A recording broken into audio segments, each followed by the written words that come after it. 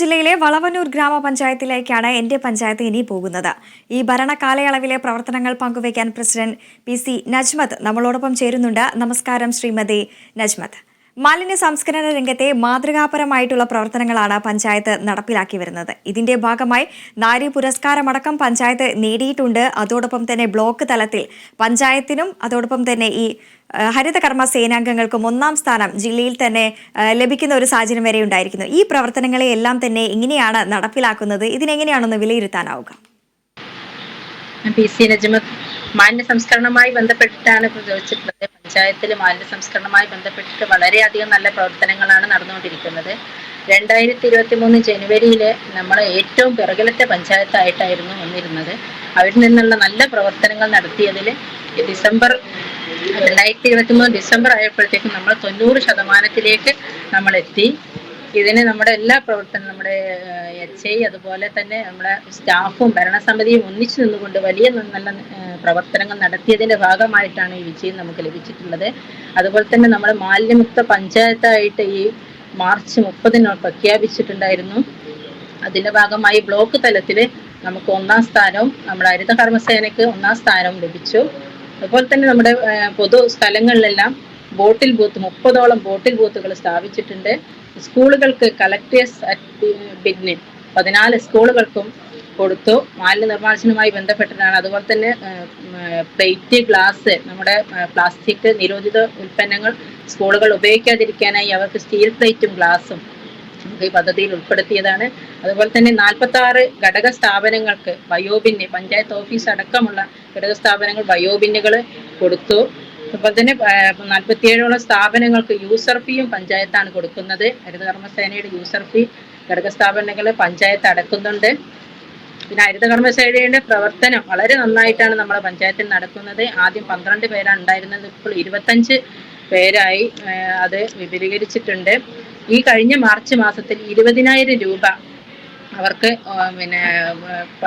ശമ്പളം ലഭിക്കുകയുണ്ടായി ഈ ഇനത്തിൽ.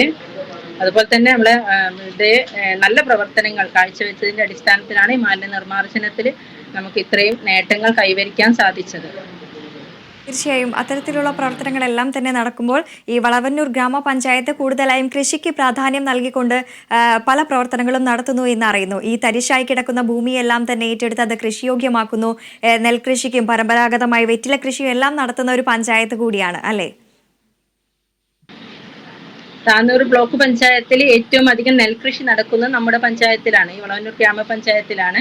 നല്ല കർഷകർ നമ്മുടെ ഭാഗത്തുണ്ട്. കന്മനം പാടശേഖരമാണ് ഏറ്റവും അധികം തരിശു ഭൂമി കൃഷിയോഗ്യമാക്കിയ പാടശേഖരങ്ങളുണ്ട്. അതുപോലെ തന്നെ പരമ്പരാഗതമായി നടന്നു വരുന്ന വെറ്റില കൃഷി, തെങ്ങ് കൃഷിയൊക്കെ ഇപ്പോഴും നല്ല രീതിയിൽ നടന്നു വരുന്നു. കേരഗ്രാമ പദ്ധതി നടപ്പിലാക്കിയത് കാരണം തെങ്ങ് കൃഷിയിൽ വലിയ മാറ്റങ്ങളാണ് ഉണ്ടായിട്ടുള്ളത്. അതുപോലെ തന്നെ പച്ചക്കറി തൈ വിതരണം എല്ലാ വർഷവും നമ്മൾ നടത്തി വരുന്നു. മൺചട്ടിയും പച്ചക്കറി തൈകളും നമ്മുടെ എല്ലാ വീടുകളിലേക്കും കൊടുക്കുന്നതോടുകൂടി ജൈവ കൃഷി പ്രോത്സാഹനം എന്നതിലാണ് നമ്മൾ എല്ലാ വീടുകളും ജൈവ കൃഷി പ്രോത്സാഹിപ്പിക്കാനായിട്ടാണ് നമ്മളത് ചെയ്യുന്നത്. അതുപോലെ തന്നെ എക്കോ ഷോപ്പിന്റെ പ്രവർത്തനം, കൃഷിഭവൻ വഴിയുള്ള എക്കോ ഷോപ്പിന്റെ പ്രവർത്തനം കാരണം നമുക്ക് കർഷകർക്ക് വളരെയധികം സഹായമാണ് ലഭിച്ചുകൊണ്ടിരിക്കുന്നത്. അതുപോലെ ഇടവേള കൃഷി, സ്കൂളുകൾക്ക് പച്ചക്കറി തൈകള്, പിന്നെ മൺചട്ടി, അങ്ങനെയുള്ള കാര്യങ്ങളൊക്കെ ചെയ്യുന്നു. ഡ്രോൺ ഉപയോഗിച്ചിട്ടുള്ള കാർഷിക കീടനാശിനി പ്രയോഗവും ഒക്കെ നടക്കുന്നുണ്ട്.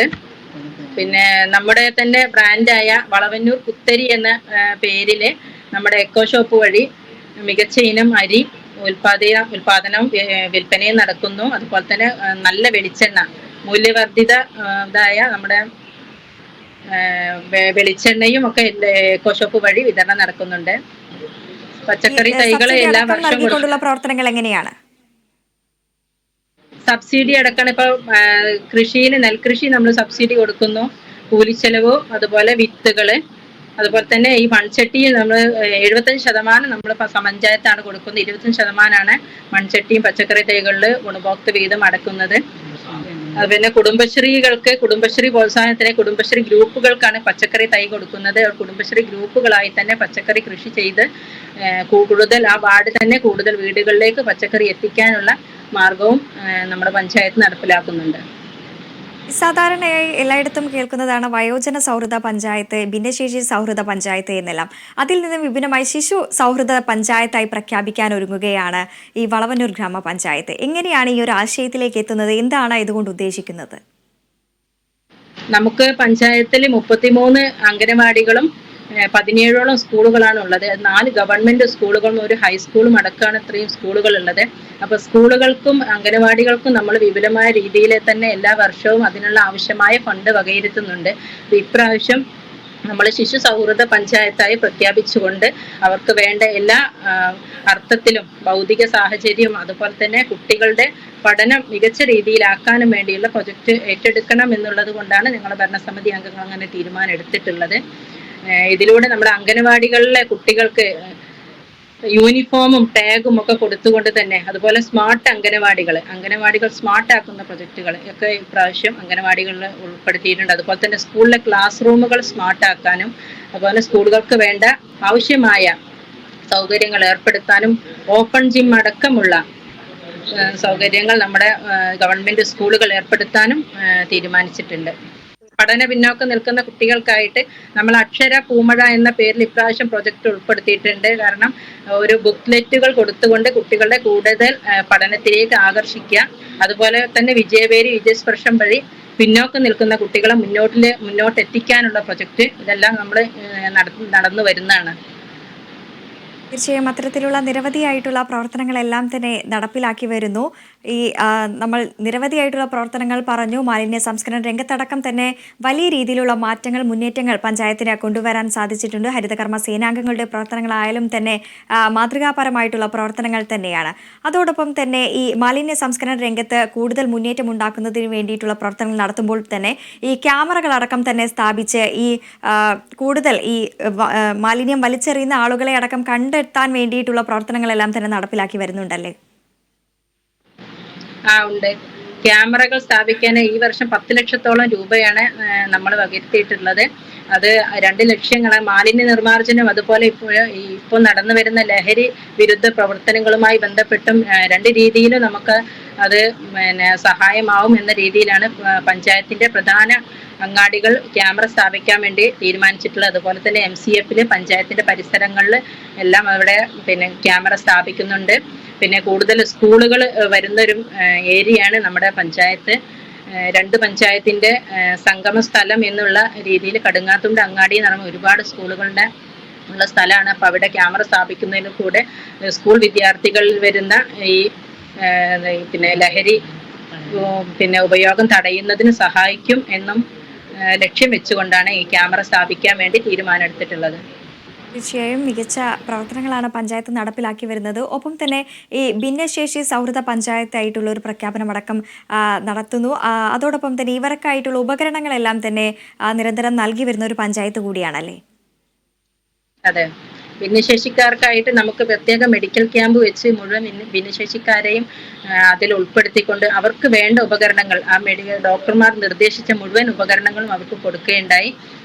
അതുപോലെ തന്നെ അവർക്ക് എല്ലാ വർഷവും അവരുടെ സ്കോളർഷിപ്പ്, അതുപോലെ ഭിന്നശേഷിക്കാരായ വനിതകൾക്ക് ഷീൽപാഡ്, പിന്നെ ബഡ്സ് സ്കൂൾ, അത് നമ്മുടെ പുതിയൊരു പ്രൊജക്റ്റാണ്. ബഡ്സ് സ്കൂൾ കാലാകാലങ്ങളായിട്ട് നമുക്ക് സ്ഥലമില്ലാത്തതിൻ്റെ പേരിൽ ബഡ്സ് സ്കൂൾ ഉണ്ടായിരുന്നില്ല. ഇപ്പോൾ ഉള്ള സ്ഥലത്ത് നമ്മൾ ബഡ്സ് സ്കൂൾ നിർമ്മിക്കാൻ വേണ്ടിയിട്ട് 25 ലക്ഷത്തോളം രൂപ മാറ്റി വെച്ചിട്ടുണ്ട്. ബഹുവർഷ പ്രൊജക്റ്റ് ആയിട്ടാണ്. ഏതെങ്കിലും തരത്തിലുള്ള വെല്ലുവിളി നേരിടുന്നുണ്ട് ഇത്തരത്തിലുള്ള പ്രവർത്തനങ്ങളെല്ലാം തന്നെ നടത്തി വരുമ്പോഴും ഏതെങ്കിലും തരത്തിലുള്ള വെല്ലുവിളി പഞ്ചായത്ത് നേരിടുന്നുണ്ടോ? വെല്ലുവിളി നേരിടുന്നത് നമ്മുടെ MCF സ്വന്തമായി കെട്ടിടം ഇല്ല എന്നുള്ളതാണ്. നമുക്ക് പഞ്ചായത്തിന് ഒരു സ്ഥലം ഉണ്ടായിരുന്നു. അവിടുത്തെ ഒരു അങ്ങാടി സ്ഥലമൊക്കെ ആയതുകൊണ്ട് അവിടെയുള്ള ജനങ്ങളുടെ എതിർപ്പ് മൂലം അവിടെ നിർമ്മിക്കാൻ സാധിച്ചില്ല. അതുകൊണ്ട് തന്നെ ആ സ്ഥലം കിട്ടാനുള്ള മറ്റൊരു സ്ഥലം കിട്ടാനുള്ള ഒരു പ്രയാസമുണ്ട്. അതുപോലെ തന്നെ പൊതു ശ്മശാനം നമ്മൾ എല്ലാ പ്രാവശ്യവും ഫണ്ട് വെക്കും, പക്ഷെ അതിനുള്ള സ്ഥലം നമുക്ക് ലഭിച്ചിട്ടില്ല. അത് നമ്മുടെ പ്രധാന ഒരു വെല്ലുവിളിയായി തന്നെയാണ്. എന്നാലും ഞങ്ങൾ അതിന് പരമാവധി ശ്രമിച്ചുകൊണ്ട് അതിനുള്ള സ്ഥലം കണ്ടെത്തി അതിന് കെട്ടിടം നിർമ്മിക്കാനുള്ള പ്രൊജക്റ്റും ഈ വർഷം ഏറ്റെടുക്കുന്നുണ്ട്. പ്രവർത്തനങ്ങളാണ് കരുതിയിരിക്കുന്നത്. ഭാവിയിലേക്ക് നമുക്ക് സ്ത്രീ ശാക്തീകരണത്തിന്റെ ഭാഗമായി ഗ്രാമവണ്ടി എന്നൊരു പ്രൊജക്ട് നമ്മൾ ഉൾപ്പെടുത്തിയിട്ടുണ്ട്. സ്ത്രീകൾക്കും കുട്ടികൾക്കും KSRTC ബസ്, നമ്മുടെ പഞ്ചായത്തിലെ വിവിധ വാർഡുകളിലേക്ക് സർവീസ് നടത്താനായി നമ്മൾ 10 ലക്ഷത്തോളം രൂപയാണ് അതിന് മാറ്റിവെച്ചിട്ടുള്ളത്. പിന്നെ മാലിന്യ സംസ്കരണവുമായി ബന്ധപ്പെട്ടിട്ട് കൂടുതൽ കാര്യങ്ങൾ ചെയ്യാൻ ഉദ്ദേശിക്കുന്നുണ്ട്. അതുപോലെ വിദ്യാഭ്യാസ പ്രവർത്തനങ്ങൾ ഈ ശിശു സൗഹൃദമാകുന്നതിനോടുകൂടി നമ്മുടെ വിദ്യാർത്ഥികളുടെ വിദ്യാഭ്യാസ നിലവാരം ഉയർത്തണം. അങ്ങനെയുള്ള കാര്യങ്ങളൊക്കെ തന്നെ കാർഷിക മേഖല മെച്ചപ്പെടുത്തണം. അങ്ങനെയുള്ള കാര്യങ്ങളൊക്കെ ഭാവിയിൽ ഉദ്ദേശിക്കുന്നുണ്ട്. തീർച്ചയായും അത്തരത്തിലുള്ള പ്രവർത്തനങ്ങളെല്ലാം തന്നെ യാഥാർത്ഥ്യമാകട്ടെ എന്ന് ആശംസിക്കുകയാണ്. മലപ്പുറം ജില്ലയിലെ വളവന്നൂർ പഞ്ചായത്തിന്റെ വികസന പ്രവർത്തനങ്ങളാണ് പ്രസിഡന്റ് നജ്മത്ത് നമ്മളോട് പങ്കുവച്ചത്. നന്ദി ശ്രീമതി നജ്മത്ത്.